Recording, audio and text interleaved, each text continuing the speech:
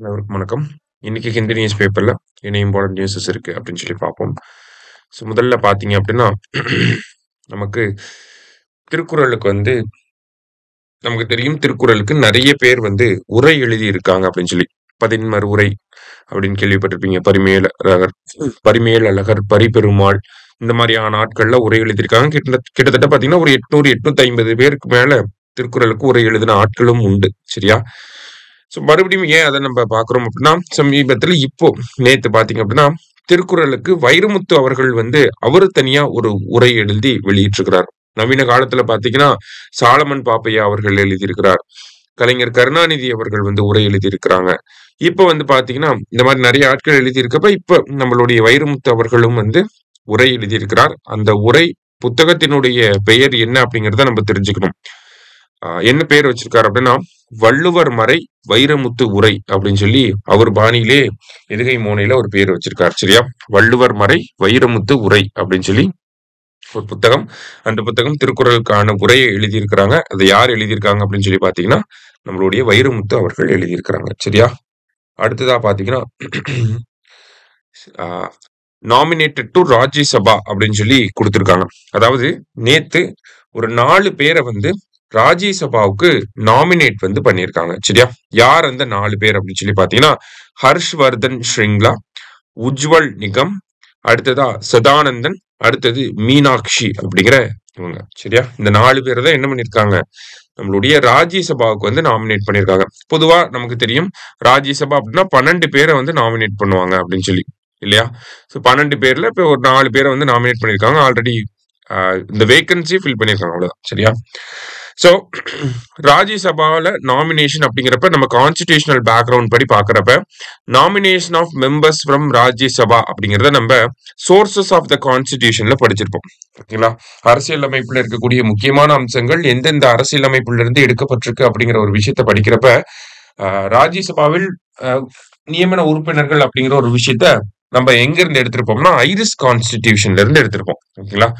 Nomination of members to ராஜ்யசபானா Irish constitution, election of members to Rajya Sabha அப்படின்னா தான் south African constitution வரும், இல்லையா? ஸோ ஐரிஷ் கான்ஸ்டிடியூஷன் இங்க. அடுத்ததா வேற என்ன கான்ஸ்டிடியூஷன் வைஸ் நம்ம தெரிஞ்சுக்கணும் அப்படின்னா எந்த ஆர்டிகலுக்கு கீழே நியமனம் செஞ்சிருக்காங்க. ஃபர்ஸ்ட் நியமனம் செஞ்சது பிரசிடென்ட்ன்றது நமக்கு தெரியும். எந்த ஆர்டிகலுக்கு கீழே நியமனம் செஞ்சிருக்காங்க அப்படின்னா ஆர்டிகல் 80 சப்கிளாஸ் 1A. சரியா? அடுத்தது ஆர்டிகல் 80 சப்கிளாஸ் 3. இந்த 2 ஆர்டிகளை பயன்படுத்தி தான் நமக்கு இந்த நியமனம் அப்படிங்கிறத பண்ணியிருக்காங்க. எதுக்காக 2 ஆர்டிகல் நம்ம படிக்கணும்? கண்டிப்பா 2 ஆர்டிகல் படிக்கணும். ஏன்னா இப்பெல்லாம் இந்த மாதிரி உட்பிரிவுகள் பேஸ் பண்ணியும் நமக்கு கேள்விகள் வருது. நீங்க PYQல பார்த்திருப்பீங்க. உட்பிரிவுகளை பேஸ் பண்ணி பிரசிடென்ட்டோட பவர்ஸ்ல உட்பிரிவுகளை பயன்படுத்தி வரக்கூடிய கேள்விகள் அதிகமாயிருச்சு. அதனால நம்ம இதை படிச்சுதான் அவனு வேற வழி கிடையாது. ஸோ 80 சப்கிளாஸ் 1 சப்கிளாஸ் A அப்படிங்கிறப்ப இது என்ன சொல்லுது அப்படின்னா 12 பேரை ராஜ்யசபாவுக்கு நாமினேட் பண்ணிக்கலாம் அப்படின்னு சொல்லி சொல்றாங்க. 80 சப்கிளாஸ் 1 சப்கிளாஸ் A. 80 சப்கிளாஸ் 3ல என்ன சொல்றாங்க அப்படின்னா எந்த ஃபீல்டுல இருந்து அவங்க நாமினேட் பண்றாங்க அப்படிங்கறத பத்தி சொல்றாங்க. அதுதான் 4 இது சொல்லுவாங்க. லிட்ரேச்சர், ஆர்ட், சயின்ஸ், அடுத்தது சோசியல் சர்வீஸ். சரியா? இந்த 4 ஃபீல்டு தான். சரியா? Literature, art, science and social service அப்படிங்கிறது. ஓகேவா? இந்த 4 ஃபீல்டுல இருந்து தான் அவங்கள நம்ம நியமனம் செய்யணும். சரியா? சோ அந்த ஒரு விஷயத்தை தான் இங்க கொடுத்திருக்காங்க. 4 பேரை அப்பாயிண்ட் பண்ணிருக்காங்க அப்படிங்கிற ஒரு விஷயத்த. ஓகேவா? அடுத்ததா பாத்தீங்க அப்படின்னா நமக்கு சென்சஸ் அப்படிங்கிறது நடக்க போகுது. 2026-27 சென்சஸ் அப்படிங்கிறது காஸ்ட் சென்சஸா இருக்க போகுது. அதே மாதிரி இந்தியாவோட முதல் டிஜிட்டல் சென்சஸாவும் இருக்க போகுது அப்படிங்கிறத நம்ம முன்னாடியே பார்த்துருந்தோம். இந்த ஆர்டிகல் என்ன கொடுத்திருக்காங்க அப்படின்னா அந்தமான் ஐலாண்ட்ஸ்ல இருக்கக்கூடிய ட்ரைப்ஸை எப்படி கால்குலேட் பண்ண போறாங்க, அது டஃபா இருக்குமா இருக்காது அப்படிங்கறத பத்தி ஒரு டிஸ்கஷன் பண்ணியிருக்காங்க. ஸோ மோராலெஸ் இது ஈஸியா தான் இருக்கும் இந்த டைம். பிகாஸ் கவர்மெண்ட் நிறைய வெல்ஃபேர் மெஷர்ஸ் மூலியமா அந்த லோக்கல் கம்யூனிட்டியோட ஒரு நல்ல குட் நேம் இருக்கு, ஒரு நல்ல லிங்க் அப் இருக்கு. அந்த பீப்புள் கவர்மெண்ட்டை ட்ரஸ்ட் பண்றாங்க, அந்த government trust them in turn அப்படின்னு சொல்லி கொடுத்திருக்காங்க. சரியா? ஸோ இதுல முக்கியமா இப்ப யாரை பத்தி பேசியிருப்பாங்கன்னா ஜாரவாஸ் பத்தி பேசியிருப்பாங்க. ஓகேவா? Jarawas one of the oldest tribal communities in the world. சரியா? அவங்க ஹண்டர் கேதரரா தான் இன்னமும் இருக்காங்க. வேட்டையாட சாப்பிடக்கூடிய மனிதர்களாக தான் இருக்காங்க. அதே மாதிரி nomadic group of people. Nomadic அப்படின்னா சின்ன சின்ன குழுக்களா இருப்பாங்க. 40 பேர் 50 பேர் தான் இருப்பாங்க.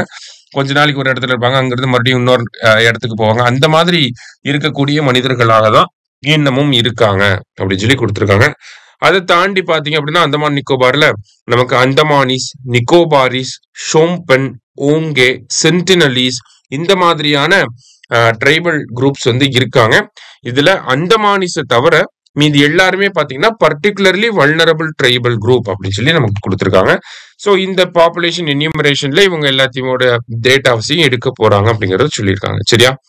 இப்போ இதுல இருந்து நம்ம என்ன தெரிஞ்சுக்கணும் அப்படின்னா நமக்கு எந்தெந்த ட்ரைபல் குரூப்லாம் அந்தமான் நிக்கோபார் ஐலாண்ட்ஸ்ல இருக்கு அப்படிங்கறத இங்க கொடுத்திருக்காங்க. ஜாரவாஸ், அந்தமானிஸ், நிக்கோபாரிஸ், ஷோம்பன், ஓங்கே, சென்டினலிஸ். ஸோ இதை நம்ம தெரிஞ்சு வச்சுக்கணும். இதுல யார் வருவாங்க, யார் வரமாட்டாங்க அப்படி கூட நமக்கு கேட்கலாம். இல்ல சிம்பிளா ஜாரவாஸை பத்தி இவங்க ஹண்டர் கேதரர்ஸா இருக்காங்க, நோமேடிக் குரூப் ஆஃப் பீப்புளா இருக்காங்க அப்படின்னு சொல்லி கூட கேட்கலாம். நமக்கு கூட சமீபத்துல குரூப் 1ல யாரெல்லாம் மாடு மேய்க்கிறாங்கன்னு சொல்லி கேட்டிருந்தாங்க. எப்படி வேணாலும் கேட்கலாம். அதனால நோட் பண்ணி வச்சுக்கோங்க. சரியா? ஸோ மற்றபடி பாத்தீங்க அப்படின்னா இன்னைக்கு நியூஸ் பேப்பர்ல இருந்து முக்கியமான விஷயங்களை பார்த்திருக்கோம். நன்றி.